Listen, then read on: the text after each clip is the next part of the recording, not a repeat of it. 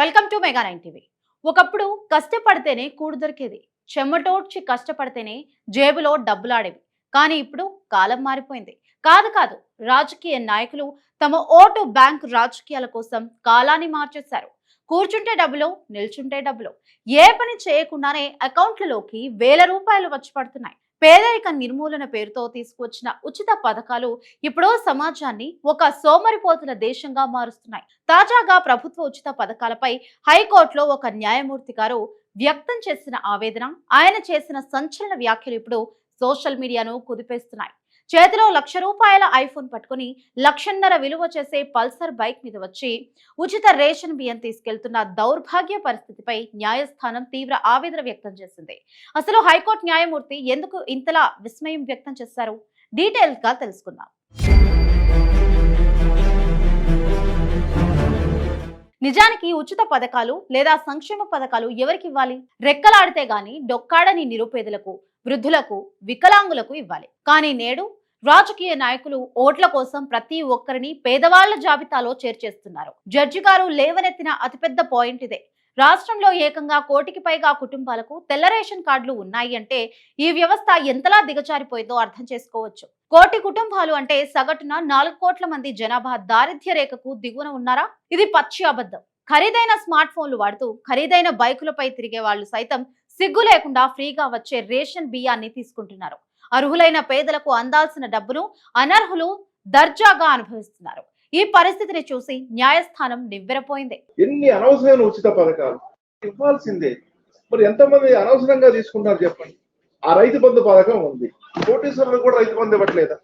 ఎంత బడ్డెన పడుతుంది రాష్ట్రం మీద? ఈ భవిష్యత్తు పిల్లలకి ఏం మిగులుతుంది? రేపొద్దున ఏ ప్రభుత్వం వచ్చినా ఏం చేయగలుగుద్ది? ఒకప్పుడు ఏంది, ఈ దేశానికి మనం ఏమి ఇచ్చాం అనుకునే వాళ్ళం. ఇప్పుడు ఈ దేశం మనకేమిచ్చింది? ఒకప్పుడు ఏముంది, మన ఊరికి ఏమి ఇచ్చారు, లేకపోతే మన గ్రామానికి ఏమి ఇచ్చారు, లేకపోతే మన వీధికి ఏమి అడిగారు. ఇప్పుడు ఏంటి, ఇంటికి వచ్చింది, మన ఇంటికి ఏమి ఇచ్చారు, నాకేమి ఇచ్చారు. ప్రభుత్వాలు డబ్బులు పంచుతుంటే ప్రజలకు పని చేయాల్సిన అవసరం ఏమొచ్చింది? ఇదే ఇప్పుడు వ్యవసాయ రంగానికి అతిపెద్ద శాపంగా మారింది. గ్రామాల్లో ఉదయం లేవగానే బ్యాంక్ అకౌంట్ లోకి ఉచితంగా డబ్బులు పడుతుంది అంటే ఏసీ రూమ్లలో పడుకునే అలవాటు చేసుకున్న ప్రజలు ఎండలో బురదలో పొలం పనులు చేయడానికి ఎందుకు వస్తారు? రైతులు ఏడుస్తున్నారండి, పనికి ఎవరు రావట్లేదు. పనికి ఎవరు, మేము కూడా రైతులేం కదా, ఎవరు రావట్లేదు పనికి. నేను విమర్శించట్లేదు, నేను ఎవరి మీద విమర్శించట్లేదు, ఎవరు రావట్లేదండి. మనకు వచ్చేది ఎవరు? ఛత్తీస్గఢ్ నుంచి, మధ్యప్రదేశ్ నుంచి, లేదా మహారాష్ట్ర నుంచి, బీహార్ నుంచి కూలోళ్ళు వస్తున్నారు. మన వాళ్ళు ఎవరు పని చేయట్లేదు, ఎవ్వరు చేయట్లేదు. అమర్ సేన్ ఏం చెప్పారు? పని చేయించాలని ఏం చేయాలి? ముందు గొయ్యి తీయించు, డబ్బులు ఇవ్వు, రేపు మన పిలిపించి గొయ్యి పూడిపించు. పని కల్చర్ మర్చిపోయారు కదా. ఒకప్పుడు మనుషులు పని చేసే వాళ్ళట అని మ్యూజియంలో పెట్టాలి అంతే. ఒకప్పుడు మనుషులు పని చేసే వాళ్ళు ఏదో మొన్న అదే డాక్యుమెంటరీ చూసి ఒక ఆయన చెట్టు కిందనే పడుకొని ఉంటాడు, రోజు ఒక ఆఫీసర్ పోతూ ఉంటాడు, ఇట్లా చూసుకుంటూ పోతుంటే ఈయన హాయి కాలు మీద కాలేదని పడుకుంటాడు. అంటే ఆఫ్రికా. ఓ రోజు వచ్చి, అన్న నువ్వు ఏ పని చేయకపోతే ఎట్లా గడుస్తుందంటే ఆయన మొత్తం తీస్తాడు. ఇగో ఈ పథకం కింద నాకు ఇది వస్తుంది, ఈ పథకం కింద నాకు ఇది వస్తుంది, ఈ పథకం కింద నాకు ఇది వస్తుంది, ఈ పథకం కింద నాకు ఇది వస్తుంది, ఈ పథకం ఇంకా నేను ఎందుకు పని చేయాలంటాడు. అప్పుడు ఇక అంటాడు, ఏ ఉద్యోగం చేయడం దగ్గర దండగా ట్యాక్స్ తప్పని పక్కన కొంచెం మంచం ఉంచవే, నేను కూడా వచ్చి పడుకుంటాను అంటాడు. దీని దెబ్బకు అన్నం పెట్టే రైతుకు పొలంలో పని చేయడానికి కూలీలు దొరకని దుస్థితి దాపురించింది. మన రాష్ట్రంలో కూలీలు దొరక్క రైతులు ఏకంగా వేల కిలోమీటర్ల దూరంలో ఉన్న బీహార్, ఛత్తీస్గఢ్, మధ్యప్రదేశ్ వంటి రాష్ట్రాల నుంచి కూలీలను దిగుమతి చేసుకుని పొలం పనులు చేయించుకుంటున్నారు. మన పక్కన ఉన్నవాడు సోమరిపోతులా తయారైతే పొరుగు రాష్ట్రం వాడు వచ్చి మన ఊర్లలో పని చేసుకుని డబ్బులు సంపాదిస్తున్నాడు. ఉచిత పథకాల వల్ల శ్రమ దోపిడీ తగ్గించిందేమో కానీ శ్రమ చేసే గుణం మాత్రం మన ప్రజల్లో పూర్తిగా చచ్చిపోయింది అంటూ జడ్జి గారు ఆవేదన వ్యక్తం చేశారు.